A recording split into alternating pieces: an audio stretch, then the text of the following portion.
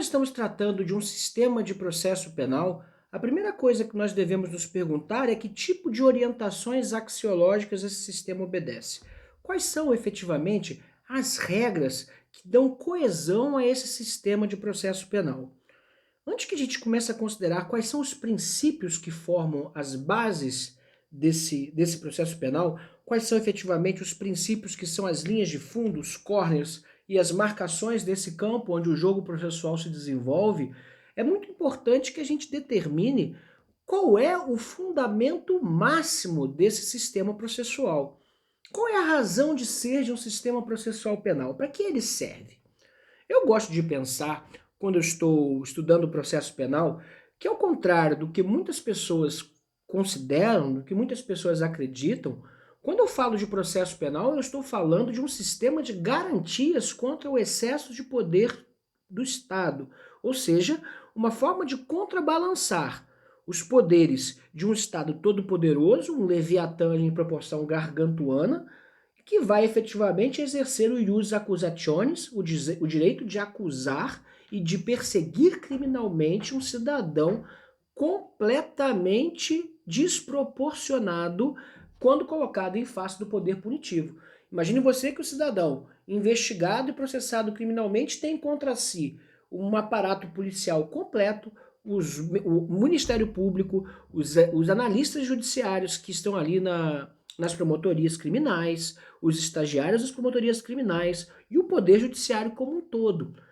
Enquanto para se defender deveria contar com o quê? Somente com aquilo que a lei processual lhe garantir. Daí que toda vez que a gente está analisando um viés da lei processual penal, e um pouco falando ainda sobre o último vídeo que gravamos, nós temos que considerar que essa lei processual ela tem que ser sempre vista de tal maneira a beneficiar o réu.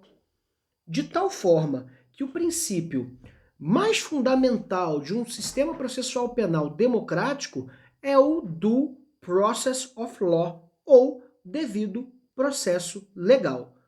A primeira regra jurídica fundante do sistema, no meu entender, a mais importante de todas, é a regra segundo a qual ninguém pode ser processado para além das regras do jogo.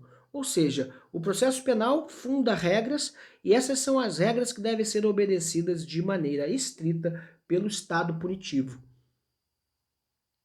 Quando as regras de processo penal são desrespeitadas pelo próprio Estado, nós estamos diante de uma situação que é principiologicamente indefensável. Como é que o Estado tem autoridade suficiente para punir alguém que violou as regras se ele próprio violou as regras? E aí, efetivamente, me parece que a primeira função do processo penal é estabelecer regras ao poder de punir do Estado. Daí que, no meu entender, o processo penal é um instrumento de liberdade e não de persecução criminal em sentido estrito. Instrumento de liberdade, sim, pois coloca anteparos jurídicos à ação punitiva do Estado. Se não fossem pelas regras de processo penal, qualquer um de nós poderia acordar de manhã com a polícia a derrubar a nossa porta ou a violar nossa residência durante o abrigo noturno, poderíamos ser linchados em uma vingança privada, poderíamos ser submetidos à tortura em praça pública, poderíamos ser torturados para confessar, poderíamos ter nossos bens apreendidos sem que houvesse o contraditório, poderíamos efetivamente ser esmagados pelo poder da autoridade pública se não houvessem regras de processo penal que dizem para acusar alguém essa é a regra, para investigar alguém esse é o limite. Se a pessoa não quiser falar, ela não é obrigada. Princípio segundo o qual ninguém é obrigado a produzir prova contra si mesmo. Essas regras de natureza processual penal são regras que servem justamente para pôr um limite ao poder de punir. E daí que elas são tão importantes. Eu sempre gosto de pensar nessas regras de processo penal e nesses princípios do processo penal como regras fundantes de uma liberdade que é essencial ao conceito de cidadania.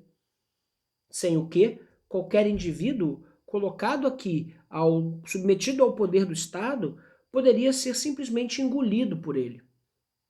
É o caso das recentes notícias de que opositores do governo vêm tendo seus dados vazados para agências de persecução criminal, inclusive fora do país. É o exemplo claro de que a inobservância de regras e garantias processuais pode fazer com que uma pessoa seja vítima da persecução estatal sem que haja sequer uma denúncia, sequer uma investigação formal.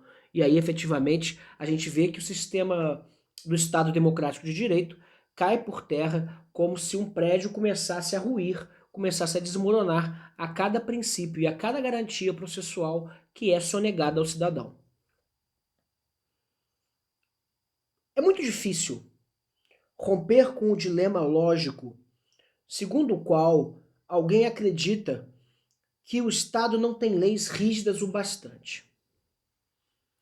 Porque basta um exercício simples de entender que através do Estado uma pessoa pode ter sua liberdade tirada, pode ser cerceada de seus direitos, pode ser levada presa e colocada em uma masmorra e nunca mais ver o sol brilhar pela simples imposição da força física que o Estado detém, mas que o indivíduo dificilmente deterá, para entender a necessidade dessas regras processuais que garantem a liberdade e os direitos de cada pessoa de ser tratada como cidadão.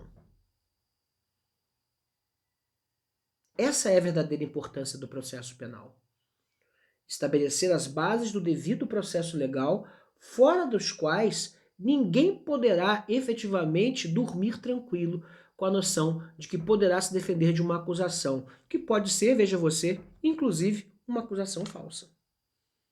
A chance de provar-se dentro de regras claras, a chance de não ser acusado de forma abusiva, a chance de não ter suas liberdades tolhidas para além daquilo que a lei determina, é uma grande conquista do liberalismo e do iluminismo filosófico que se espalhou da Europa a partir do século XVII.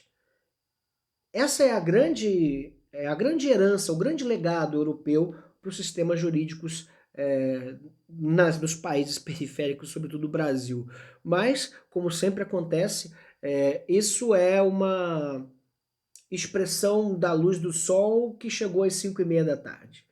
Nós temos apenas um ocaso do liberalismo europeu quando estamos tratando de processo penal, pois as nossas raízes processuais no Brasil são arraigadamente inquisitoriais, ou seja, em descompasso com a cartilha liberal iluminista propagada por aqueles filósofos lá no século XVII, tais como Rousseau, tais como César e Beccaria, né, aqueles que fundaram efetivamente a escola clássica da criminologia e aí efetivamente fundaram as verdadeiras garantias do liberalismo. John Locke, Jeremy Bentham, ele próprio um filósofo liberal utilitarista, né, criador do modelo prisional que nós temos hoje em dia. A própria noção de que a liberdade pode ser retirada como pena é uma noção liberal se nós pararmos para pensar. Agora, as regras de processo penal que protegem essa liberdade, elas são cada vez mais substituídas por um discurso punitivista que atropela a essência mesma do processo penal, qual seja oferecer aqui um anteparo jurídico ao poder de punir do Estado, sempre agigantado, sempre gargantuano, sempre infinitamente superior ao poder do cidadão se defender. Então, é o próprio Estado, através de um sistema processual de garantias e através do exercício de um devido processo legal, que desempenha o poder de punir através de um trilho previamente conhecido, sem surpresa, sem desvios. Somente dessa maneira nós poderíamos considerar, do ponto de vista civilizatório, um processo penal democrático. Sem o devido processo legal, sem as regras claras que orientam esse devido processo legal, efetivamente nós não temos como nos considerar uma democracia. Vamos falar um pouco mais sobre o Due Process of Law, o devido processo legal, no próximo vídeo. Eu espero que vocês gostem, como sempre convidando vocês a fazer os seus comentários, a deixarem os registros de suas opiniões sobre o que acharam e a me dar o feedback sobre essa produção que tem sido tão diferente da prática convencional de uma sala de aula, mas ao mesmo tempo tão prazerosa e tão útil nesse momento em que nosso isolamento social nos impõe esse distanciamento. Gostaria de contribuir cada vez mais com vídeos cada vez melhores e espero por isso a crítica de vocês. Muito obrigado, até o próximo vídeo.